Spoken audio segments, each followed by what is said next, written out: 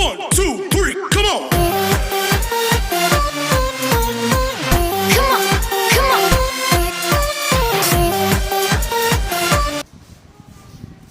नमस्कार दोस्तों, हिंदी व्याकरण में एक बार फिर से आपका स्वागत है। आज हम काल, जिसको अंग्रेजी में टेंस कहते हैं, उसका एक वीडियो लेकर आपके सामने हाजिर हुए हैं। आप इसे अंत तक देखिएगा और काल के बारे में काफ़ी सारी भ्रांतियां हैं, उन भ्रांतियों को दूर करने का मैं प्रयास करूंगा और आप विश्वास रखिए कि आपको बहुत सरल तरीके से ये समझ में आएगा। तो सबसे पहले बात करते हैं हम काल की। काल का मतलब होता है समय। यहां पर काल केवल समय के लिए नहीं है, क्रिया के समय के लिए है। क्रिया किस काल में किस समय घटित हो रही है, या हुई थी या होगी, उसकी सूचना देने वाला जो तत्व है उसको हम काल कहेंगे, समय कहेंगे। काल को मुख्य रूप से तीन भागों में बांटा जाता है: भूतकाल, वर्तमान काल और भविष्य काल। भूतकाल, वर्तमान काल और भविष्य काल। भूतकाल का मतलब है कि अब से ठीक पहले जो कुछ भी हो चुका, बीते हुए समय की बात हो गई, वो भूतकाल है। वर्तमान में जो हो रहा है वो वर्तमान काल है। अब के ठीक 2 पल बाद जो होगा, 1 पल बाद या होने की संभावना होगी, वो भविष्य काल है। तो इस प्रकार से काल को हम 3 भागों में बांट सकते हैं। वर्तमान, जो हो रहा है वो वर्तमान में, जो हो चुका वो भूतकाल है, जो होगा वो भविष्य काल है। अब इनको देखिए कितने भागों में बांटा गया है कार्य की प्रकृति के आधार पर। कार्य की प्रकृति क्या है? कार्य का मतलब हम क्रिया से लेंगे। क्रिया की प्रकृति क्या है? क्रिया कैसे, कब, कहां, कैसे संपन्न हो रही है, उसके आधार पे हमने इसको अलग अलग भागों में बांटा है। तो सबसे पहले बात करेंगे भूतकाल की। देखिए, भूतकाल का मतलब है वर्तमान से पहले। अब वर्तमान से पहले का मतलब यह हुआ कि वर्तमान में जो चल रहा है उससे 1 पल पहले भी जो घटित हो चुका वो भूतकाल है। जो क्रिया पहले घटित हो चुकी वो भूतकाल के अंतर्गत आ जाती है। भूतकाल को हमने 6 भागों में बांटा है। भूतकाल को 6 भागों में बांटा गया है। अब सबसे पहले हम बात करते हैं सामान्य भूत की। सामान्य भूत का मतलब होता है क्रिया संपन्न हुई, कब हुई, कितना समय हो गया, इसका हमें पता नहीं चलता। रमेश ने खाना खाया। अब रमेश ने खाना अभी खाया था, थोड़ी देर पहले खाया था, 4 साल पहले खाया था, 2 साल पहले खाया था, पता नहीं कब खाया था, लेकिन खाया था। इसका मतलब है वहां पर वो रमेश ने खाना खाया। हमें निश्चित भूत का पता नहीं चलता। एक ये जरूर है कि वहां भूतकाल हो गया, तो वहां पर इसकी एक विशेषता है आ ई ए। तो सामान्य भूत, सामान्य भूतकालिक कृदंत। भूतकालिक कृदंत का मतलब है क्रिया का रूप। क्रिया जिस काल में संपन्न हो रही है उसे उसका कृदंत कहा जाता है। भूतकाल में है भूतकालिक कृदंत, वर्तमान में है वर्तमान कालिक कृदंत, भविष्य काल में है भविष्यकालिक कृदंत। तो सामान्य भूतकालिक कृदंत यानी भूतकाल की क्रिया के अंत में आ ई ए आता है। यह इसकी पहचान है। किसकी? सामान्य भूतकाल। सामान्य भूतकाल की पहचान है कि सामान्य भूतकालिक जो कृदंत है, जो क्रिया है, उसके अंत में आ ई ए आता है। वह गया, कब गया पता नहीं। वे चले गए, कब गए पता नहीं। वह चली गई, कब गई पता नहीं। तो अब यहां पर हम देख सकते हैं गया आ, गए ए और गई ई। तो इस प्रकार जो भूतकालिक कृदंत है, सामान्य भूतकालिक कृदंत, उसके क्रिया के अंत में आ ई ए का प्रयोग इसमें किया जाता है। सामान्य भूतकाल की हम जब बात करते हैं, सामान्य भूतकाल का मतलब है क्रिया संपन्न हो गई, लेकिन कितना समय हो गया उसको संपन्न हुए इस बात का हमें पता नहीं चलता है। यह विशेषता है सामान्य भूतकाल की। तो सामान्य भूतकाल के बाद हम बात करते हैं हेतु मद भूतकाल की। हेतु हेतु मद भूतकाल, इसको आप यूं समझ सकते हैं कि हेतु हेतु मद, इसको सामान्य संकेतार्थक भी कहते हैं भूत, इसमें कार्य कारण का संबंध रहता है। इसमें किसका संबंध रहेगा? कार्य कारण का इसमें संबंध रहता है हेतु हेतु मद भूतकाल में। कार्य कारण का संबंध का मतलब है एक वाक्य और एक दूसरा वाक्य, पहले वाक्य की भूतकालिक क्रिया दूसरे वाक्य की भूतकालिक क्रिया में कार्य कारण का संबंध रहेगा। इसमें यदि अगर आदि शब्दों का प्रयोग होता है, यदि तो अगर ऐसे शब्दों का वाक्य में प्रयोग होता है, जैसे यदि मैं सुबह जल्दी उठ जाता तो मेरी गाड़ी नहीं छूटती, तो इसका मतलब ये हुआ ये सुबह जल्दी नहीं उठा, ये और ये गाड़ी छूट गई, इसका कारण क्या हुआ कि सुबह जल्दी नहीं उठा। तो इन दोनों वाक्यों में कार्य कारण का संबंध है, इन दोनों क्रियाओं में कार्य कारण का संबंध है। तो ऐसी स्थिति होने पर वहां पर हेतु हेतु मद भूत काल माना जाता है। अगर मैं 1 महीने मेहनत और कर लेता तो आज दर दर की ठोकरें नहीं खानी पड़ती। तो इसका मतलब है और कर लेता, भूतकाल की बातें हैं, भूतकाल में मेहनत नहीं की। तो कार्य कारण का संबंध जब होता है किसी वाक्य में भूतकाल में, तब वहां पर हेतु हेतु मद भूतकाल होता है। तो ध्यान दीजिए, यहां पर फिर से हम इसको समझेंगे। हेतु हेतु मद भूतकाल वहां होता है जहां दोनों वाक्यों की क्रियाओं में कार्य कारण का संबंध होता है, और दोनों वाक्य या तो यदि तो से जुड़े हुए होंगे या फिर अगर से जुड़े हुए होंगे। तो ये बात थी हेतु हेतु मद भूतकाल की, जिसमें कार्य कारण का संबंध है। फिर अगला जो काल है उसकी हम चर्चा करेंगे, उसका नाम है आसन्न भूतकाल। देखिए, आसन्न भूतकाल और पूर्ण वर्तमान काल एक ही काल के दो नाम। आसन्न भूतकाल, पूर्ण वर्तमान काल, जो इसकी कंडीशन है वही कंडीशन ये है। कुछ विद्वान आसन्न भूतकाल को पूर्ण वर्तमान काल जो है उसी को आसन्न भूतकाल मानते हैं, और ये सही भी है। पूर्ण वर्तमान का मतलब है कार्य अभी अभी संपन्न हो चुका है, लेकिन आप भी जानते हैं अगर हो चुका है तो इसका मतलब है वो भूतकाल में गया। कैसे? इसकी पहचान क्या है कि क्रिया के अंत में, क्रिया के अंत में आ है, ई है, ए है, आते हैं, ये इसकी पहचान। तो है से आप ये अंदाजा नहीं लगाएंगे इसमें वर्तमान होगा। दूसरी स्थिति दोनों की एक ही है, पूर्ण वर्तमान की आसन्न भूत की, क्योंकि दोनों एक ही है। दूसरी स्थिति यह है क्रिया के अभी अभी पूर्ण होने का बोध होता है।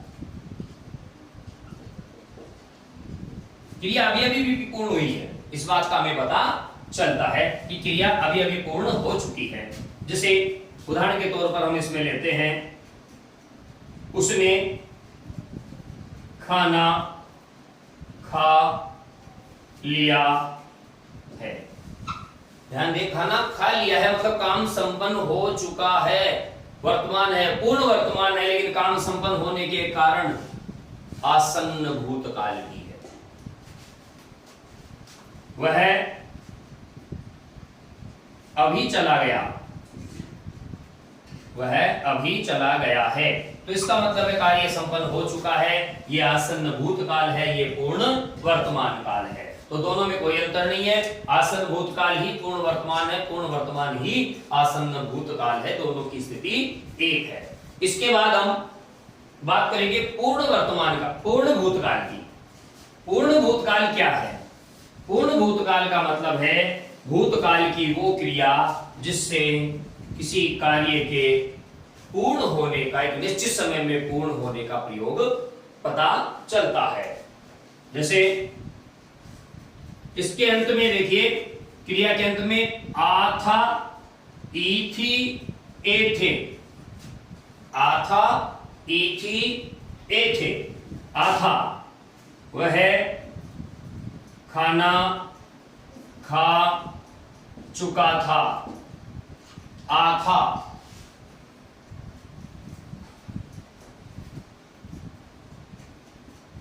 वह घर चला गया था, आ था। वे दूसरे देश चले गए थे, ए थे। तो यहां पर आ था, ई थी, ए थे, गाड़ी जल चुकी थी या गाड़ी जा चुकी थी। तो पूर्ण भूत में हमें क्रिया की पूर्णता का पता चलता है। क्रिया के अंत में आ था, ई थी, ए थे का प्रयोग हमें देखने को मिलता है। तो ये था चौथे नंबर का पूर्ण भूतकाल। पूर्ण भूतकाल के बाद में नंबर आता है संदिग्ध भूतकाल का। संदिग्ध भूतकाल में क्रिया के साथ होगा, होगी, होंगे का रूप काम में लिया जाता है भूतकाल की क्रिया के साथ।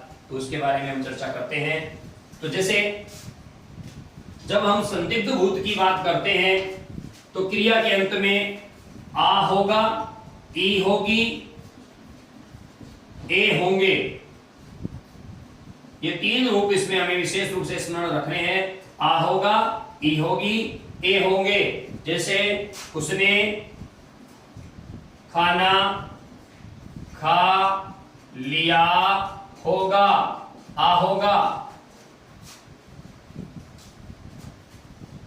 वह खाना बना चुकी होगी, ई होगी।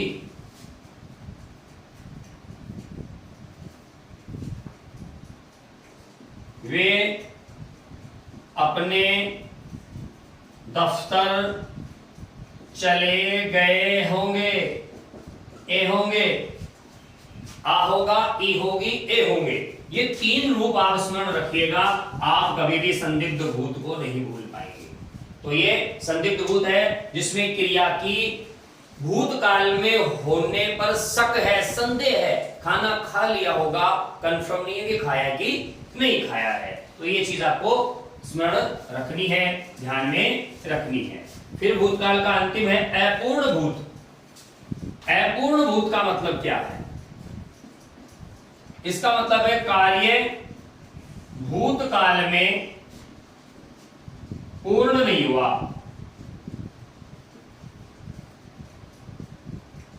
जिसको अंग्रेजी में कहते हैं पास्ट कंटिन्यूअस टेंस। मतलब कार्य चल रहा है, क्रिया भूतकाल की है कि कार्य चल रहा है। और इसमें ध्यान दीजिए, रहा रही रहे का प्रयोग किया जाएगा। रहा रही रहेगा, जहां कंटिन्यूअस की बात आएगी, चाहे वो वर्तमान काल में हो चाहे वो भूतकाल में हो, वहां पर रहा रही रहे का प्रयोग किया जाएगा। जैसे वह पढ़ रहा था, अब था भूतकाल की बात है, लेकिन उस समय भी वो पढ़ रहा था, उसका कार्य पूरा नहीं हुआ था।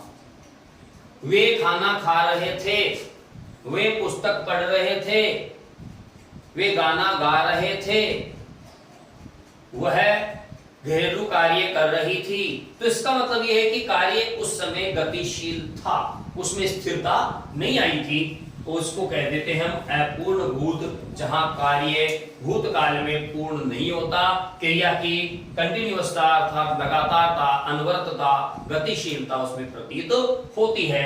तो ये थे भूतकाल के कुछ प्रकार। अब हम बात करेंगे वर्तमान काल की। तो वर्तमान काल में सबसे पहले आता है सामान्य वर्तमान। वर्तमान का मतलब होता है इस समय जो हो रहा है वो वर्तमान है। इसके एक पल पहले जो हो चुका वो भूतकाल है और एक पल बाद जो होगा वो भविष्य काल है। तो हम बात करते हैं यहाँ पर वर्तमान काल की। वर्तमान काल के मैंने यहाँ पर 5 रूप लिख रखे हैं। सामान्य वर्तमान में ता, ती, ते। ता है, ती है, ते है, ये सामान्य वर्तमान है। संभाव्य वर्तमान में आहो, आहो का मतलब है वह पढ़ा हो, उसने खाना खा लिया हो, तो यहां पर यह वर्तमान है। संदिग्ध वर्तमान में ई होगी, आ होगा, ए होंगे। वह खाना खा रहा होगा, वह खाना खा रही होगी, वे पुस्तक पढ़ रहे होंगे, वे नहा रहे होंगे। ऐसे शब्दों का इसमें प्रयोग किया जाता है क्योंकि संदिग्धता रहती है, कंफर्म नहीं होता है। अपूर्ण वर्तमान में मतलब होता है रहा, कंटिन्यूअस, प्रेजेंट कंटिन्यूअस समझ सकते हैं इसको हम, कि इसमें वर्तमान में कार्य लगातार चल रहा है, पंखा चल रहा है, मैं पढ़ा रहा हूं, और ये ऐसे शब्दों का इसमें वाक्यों का प्रयोग किया जाएगा। पूर्ण वर्तमान में वर्तमान की स्थिति का पूर्ण बोध हो जाता है, पता चल जाता है कि क्रिया किस समय संपन्न हुई है। जैसे आ है, ई है, ए है। वह अगर पढ़ता, पढ़ती, पढ़ते हैं की बात करें तो वो एक अलग चीज है। पूर्ण वर्तमान का मतलब है अभी उसने कार्य संपन्न कर लिया है। इसको हमने थोड़ी देर पहले आसन्न भूतकाल में भी पढ़ा था, ये वही वस्तु है। तो हम बात करेंगे सबसे पहले सामान्य वर्तमान की। सामान्य वर्तमान में जो सामान्य वर्तमान काल की क्रिया है, वर्तमान काल की क्रिया के अंत में ता है, ती है, ते हैं आते हैं। जैसे वह पुस्तक पढ़ता है, न तो इसके आदि का पता है, न इसके अंत का पता है, कब तक पढ़ना शुरू की, कब पढ़ना बंद करेगा, कुछ पता नहीं है। सामान्य वर्तमान में यही स्थिति रहती है।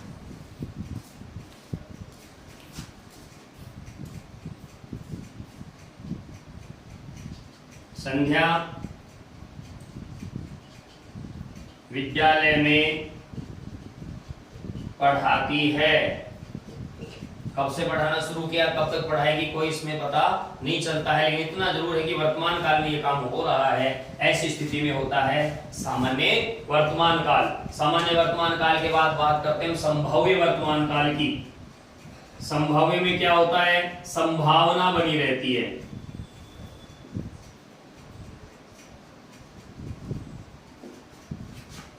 उसने, वह पढ़ा हो, उसने खाना खा लिया हो,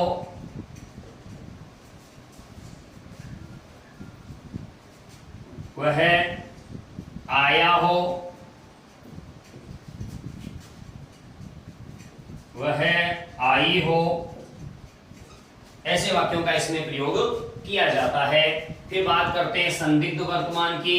इसमें वर्तमान काल की क्रिया के साथ होगी शब्द का प्रयोग किया जाएगा। संदिग्धता रहती है, कार्य कब संपन्न हुआ, हुआ या नहीं हुआ, संदिग्धता इसमें रहती है। जैसे संदिग्ध भाव,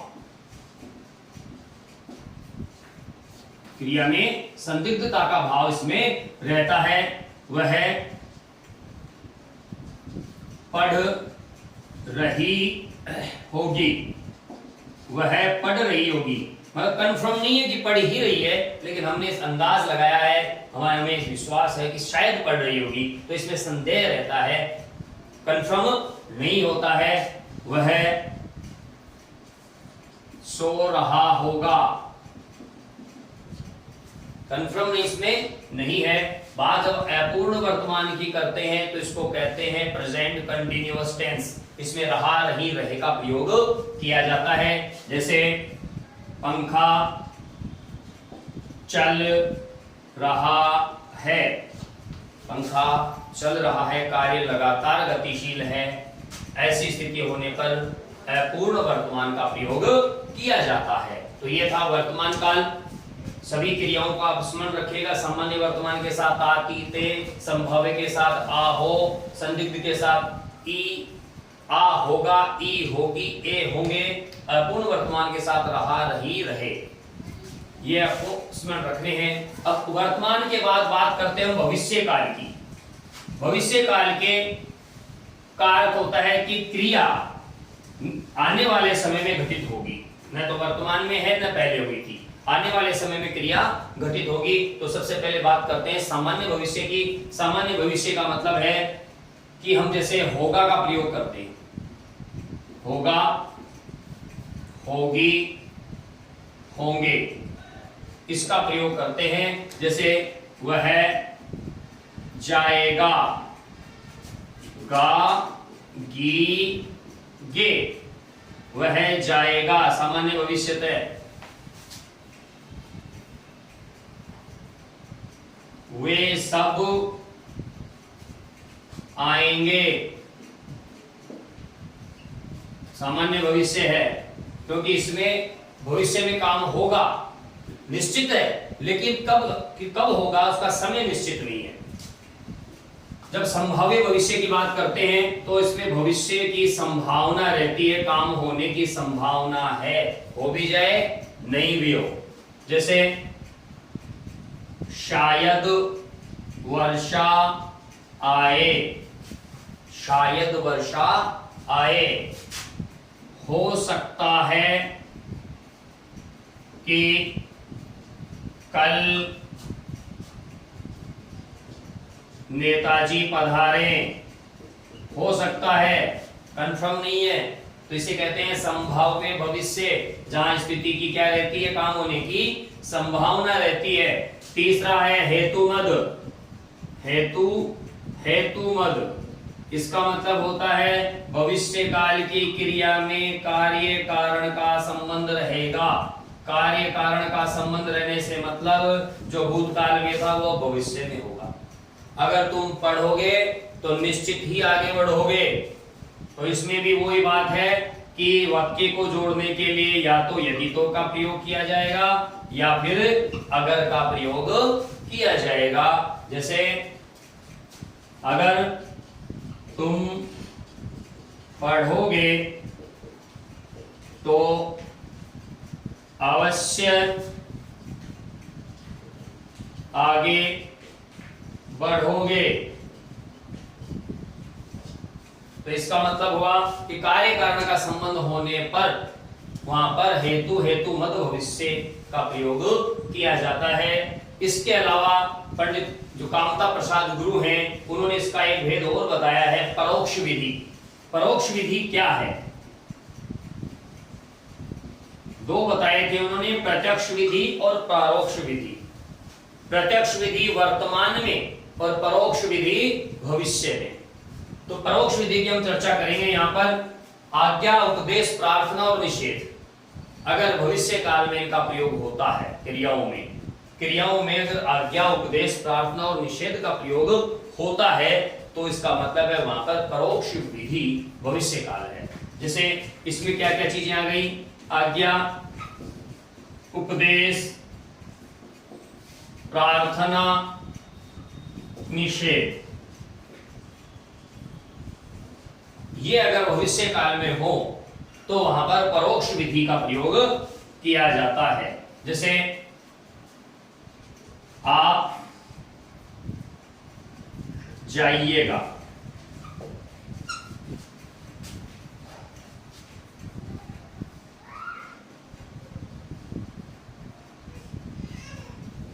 तुम्हारा कल्याण हो,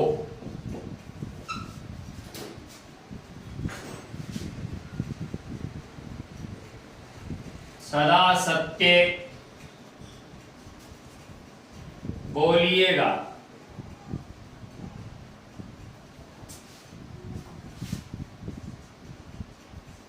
वहां मत जाइएगा।